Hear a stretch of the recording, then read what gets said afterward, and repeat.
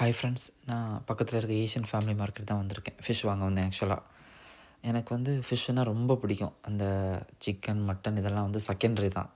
ஏன்னா வந்து ஊர்லலாம் வந்து நம்ம 6 நாளும் வெரைட்டியான ஃபிஷ்ஷு, அதாவது சின்னதுலேருந்து பெருசு வரைக்கும் இறாலு, நண்டு, கனவா இப்படின்னு வந்து வெரைட்டியாக சாப்பிட்ருப்போம். அதனால் எனக்கு ரொம்ப பிடிக்கும் ஃபிஷ்ஷுன்னா. நான் யுஎஸ்க்கு வந்ததுக்கப்புறம் மிஸ் பண்ணக்கூடிய ஒரு மோஸ்ட் இம்பார்ட்டன்ட் விஷயமும் இதுதான், ஃபிஷ்ஷு தான். ஏன்னா வந்து நம்ம ஊரில் ஃப்ரெஷ்ஷாக கிடைக்கும், இங்கேயும் கிடைக்குது. ஆனால் பட் அந்த என்னதான் இருந்தாலும் அந்த டேஸ்ட் வரமாட்டேங்குது.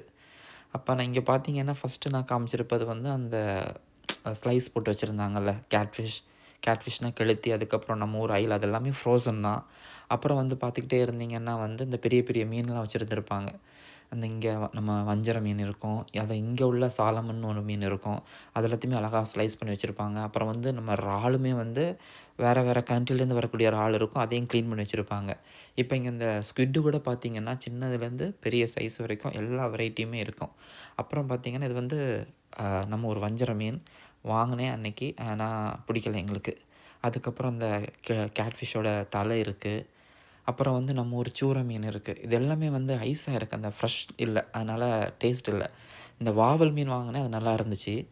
அதுக்கப்புறம் இந்த மீன்லாம் என்னென்னு தெரில, இதெல்லாம் நான் வாங்கினது கிடையாது, ட்ரை பண்ணது கிடையாது.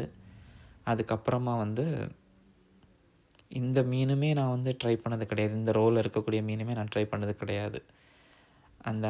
அதுக்கப்புறம் வந்து அந்த பேரட் ஃபிஷ் இருக்குது பார்த்தீங்களா, அந்த பேரட் ஃபிஷ் ட்ரை பண்ணியிருக்கேன், அது நல்லா இருந்துச்சு உண்மையாகவே.